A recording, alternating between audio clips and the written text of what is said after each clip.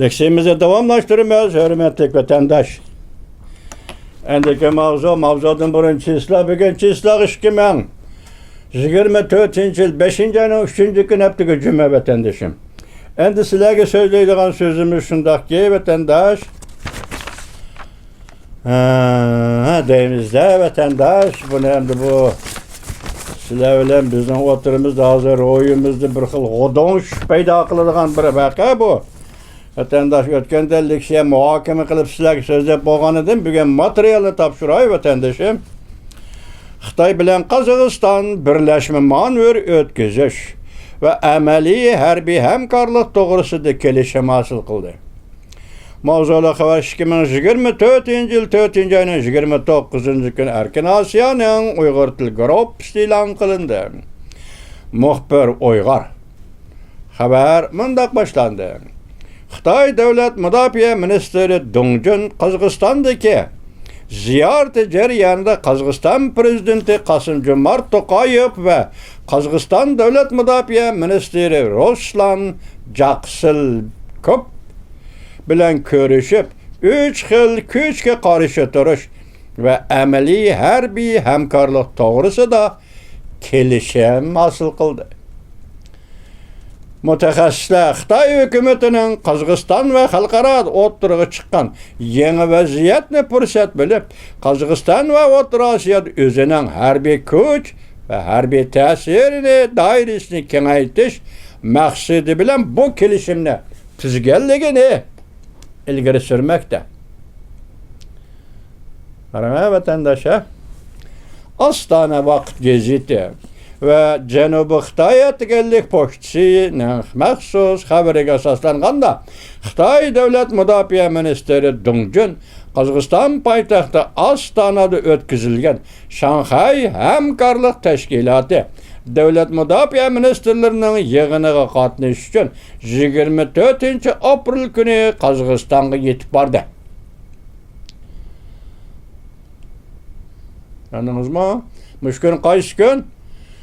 4 ayının 24 günü Amerika Qo'shma Shtatlari prezidenti Joe Biden'ning yuqori darajalik amaldori davlat ishlar kotibi Antony Blinken Beijingga tushgan gap. Ajoyib, ha, vatandoshlar? Dal shu kunda Jungo davlat mudofaa ministri Dong Jun Qozog'iston Ostonaga tushgan gap.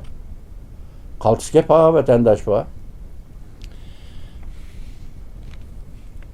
O 25 aprel yani Jungo Devlet Mudofaa Ministeri Dong Jun 25 aprel Prezident Qosim-Jomart To'qayev bilan ko'rishganda Beijingning Qozog'iston va O'rta Osiyo davlatlari bilan harbiy hamkorligini chuqurlashtirishga va'da bergan.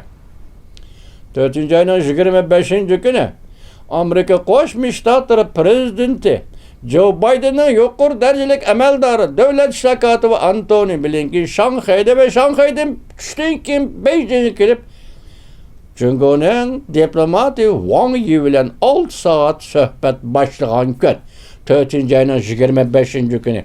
Endi bu yerda 4 ayning 25 kuni Jungo davlat mudofaa ministri Dong Jun Qozog'iston prezidenti Qosim-Jomart To'qayev bilan ko'rishganda Beijingning Qozog'iston va O'rta Osiyo davlatlari bilan harbiy hamkorlikni chuqurlashtirishga va'da berdi. Shuning bilan bir vaqtda o yani Dong Jun Burayndagi oshqin kuchlar tahdidini alohida tilga olib mundaq dedi. Bu rayon murakkab bexatarlik vaziyatiga duch kelyapti. Ko'ring, ha?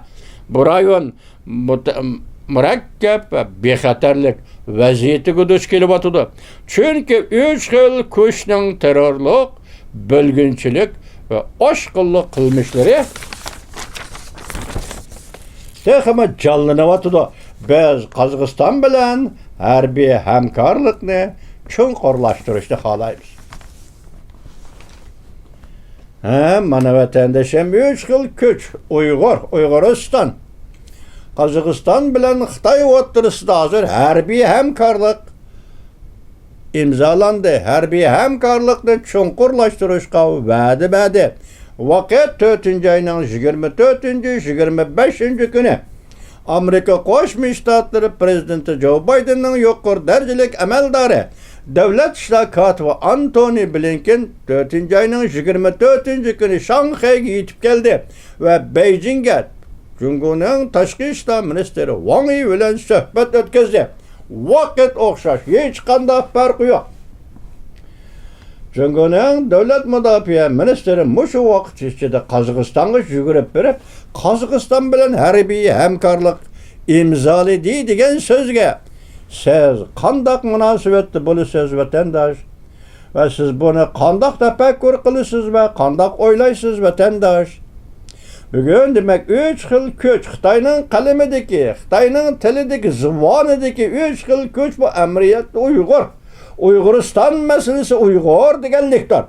Bugun demak Xitoy Qozog'iston bilan birlashib turib, harbiy hamkorlik o'rnatib turib, rayondagi 3 xil kuchga yoki Qozog'iston chegarasi bu tarafdagi Uyg'uriston davlatidagi Uyg'urlarga qarshi turish. Bu qaltis gap vatandosh. Bu ajoyib gap, qaltis gap vatandosh. Hazır biz bunu azı körüp etken yüzümüzün köz aldık ramkının içine koyup bakayla vatandaş. Qozog'istonda Jungo harbiy amaldori Qozog'iston prezidenti To'qayev bilan kelishim imzoladi. 3 xil kuchlarga qarshi turish, konkretlashtirganda Uyg'urga va Uyg'uristonga qarshi turish. O'rta Sharqda Amerika Qo'shma Shtatlari Saudiya Arabiya bilan kelishim imzoladi. Urushni oxirlashtirish, Hamas bilan Isroiliya o'rtasidagi urushni oxirlashtirish. Hozir Ukraina Davlat Mudofaa Ministrligi istixborot bo'limining boshlig'i Kebetskiy Angliya iqtisodshunoslar gazetiga shundoq dedi: "Biz Rossiya Ukraina suhbatini quraylik. Jarayonni yuqori deb bo'ldik sizlarga. Bu urushda Ukraina'nın g'alaba qilishiga ko'z yetmedi degan gap keldi." Vatandaş, Rossiya Ukraina o'rtasidagi urush qanday oxirlashadi? Endi O'rta Sharqda Hamas va Isroiliya o'rtasidagi urush qanday oxirlashadi? Bu yerda hozir Amerika Qo'shma Shtatlari diplomatlarining tirishchanligiga bog'liq vatandaş. Endi dal mushundaq kunda Qozog'iston harbiy taraf bilan Jungo harbiy taraf davlat mudofaa ministrlarining kelishim imzolab 3 xil kuchga qarshi turishi, shundaqla Uyg'uristonga qarshi turishi, men shundaq deyman. Chunki Xitoyning tilida, zubonida 3 xil kuch Uyg'ur va Uyg'uriston masalasi vatandosh. Vaziyat ajab keldi ya vatandosh. Bu vaziyat nimishqa bundaq murakkablashib keladi? Ve yani şundaqlı yana qandaqdı bir ahvalda bu vaziyat süzüklüşüp kelyapti. Çünkü Ukraina urush meydanında urush to'xtatish, O'rta Sharqda urush meydanında urush to'xtatish mushuninga chetilgan ekan bu süzüklüşüp kelyaptganligi. Shundaq paytda nimishqa Qozog'iston bilan Jungo bu yaxshi kunlarda harbiy hamkorlik munosabati o'rnatdi. Uyg'uristonning vaziyati nimishqa qorong'ilashib keldi vatanda. Biz bir Uyg'ur bo'lish sifatimiz bilan bir davlat, bir millatning a'zosi, Uyg'ur degan millatning a'zosi bo'lish sifatimiz bilan Qozog'istonning prezidenti Qosim-Jomart To'qayevga shundoq deymizki, siz bugungi kunda dal mushu kunda Saudiya Arabiyadan o'lga elin Qosim-Jomart To'qayev prezident efendi. Saudiya Arabiya Amerika Qo'shma Shtatlari bilan an'anaviy munosabatlarni asliga keltirdi. O'rta Sharqning tinchligi uchun masalan Isroiliya bilan diplomatik munosabat o'rnatish va Isroiliya bilan Hamas o'rtasidagi urushni oxirlashtirishning qadamini tashildi.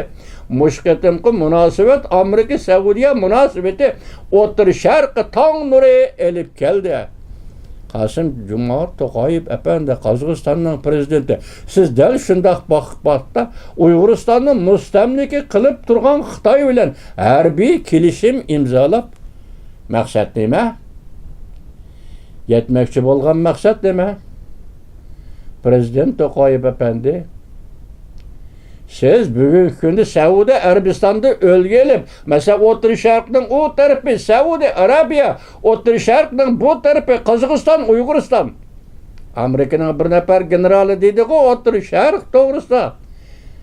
coğrafi zona doğrusida hukum tayyorlab dedi o Qozog'istonmi ham O'rta Osiyo, O'rta Sharqning bir qismi dedi o. Men bugun uni Uyg'uristonni qolsam, Uyg'uristonmi ham O'rta Sharqning bir qismi. O'rta Sharqning o tarafida Saudiya Arabiya, Amerika bilan bo'lgan munosabatni yaxshilab, hatto diplomatik munosabat o'rnatishgan İsrailiya bilan tirishchilik ko'rsatayotgan mushu paytda siz Uyg'urga, Uyg'uristonga qarshi yoki Uyg'urga, Uyg'uristonni mustamlik qilayotgan Xitoy bilan To'qayev, Prezident To'qayev efendi kelishim imzolasangiz, biz buni qanday tushunishimiz kerak? Uyg'ur, biz hayot, men Uyg'ur deb yashayapman, men shaxsan o'zim Uyg'ur. Men hayot, do'ppan beshim dema Uyg'ur hayot. Her bir Uyg'ur hayot, her bir Uyg'ur bu ishga jiddiy qaraydi, albatta qarashi kerak. Chunki o'zining taqdiriga, o'zining hayot mamatiga, o'zining mavjudligiga ta'sir etadigan bir ish bugun Qozog'iston davlat mudofaasi bilan Xitoy davlat mudofaasi o'rtasida, davlat mudofaa ministerligi o'rtasida o'tirg'i chiqyotdi. Bu Uyg'urning hayotiga munosabatli ish. Uyg'urning mavjudligiga munosabatli ish. Uyg'urning millat bo'lib bu dunyoda yashayolmaslik ishiga munosabatli ish. Shunga biz Prezident Qosim-Jomart To'qayev efendi bu ishlarga Uyg'ur sifatida ko'ngil bilimiz. Uyg'ur bo'lib turib ko'ngil bilimiz.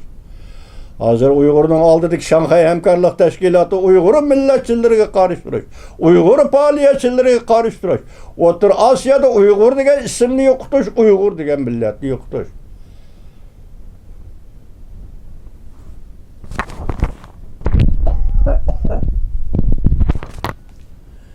Şunqu zamangacha Shanxay hamkorlik tashkiloti taraqqiy qilib bugungi keldi oxirgi hisobda hech qachon harbiy ishlarni eg'izga olmaydigan Shanxay hamkorlik tashkiloti bugun Uyg'ur masalasida tuyuqsizlar harbiy ishlar munosabatini cho'nqurlashtirish darajasiga yetdi.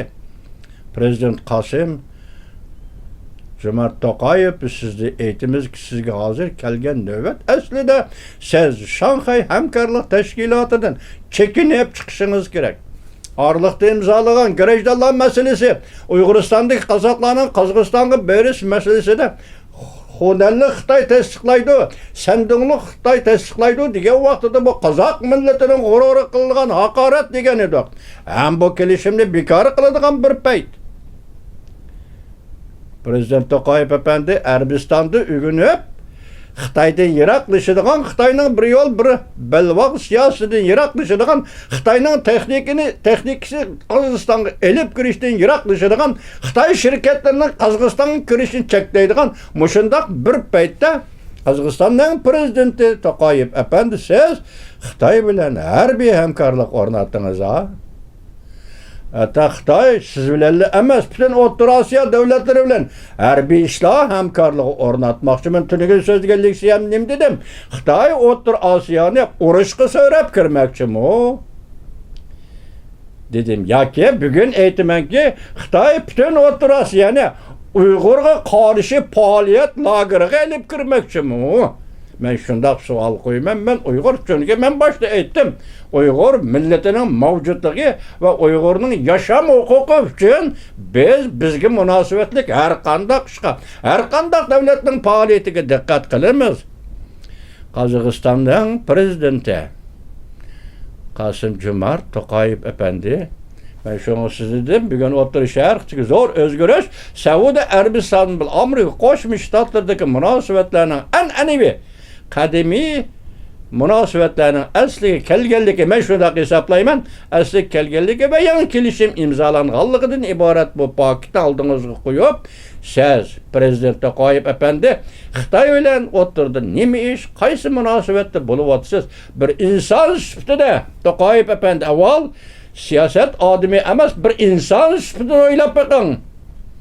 Qozog'istonning prezidenti To'qayev efendi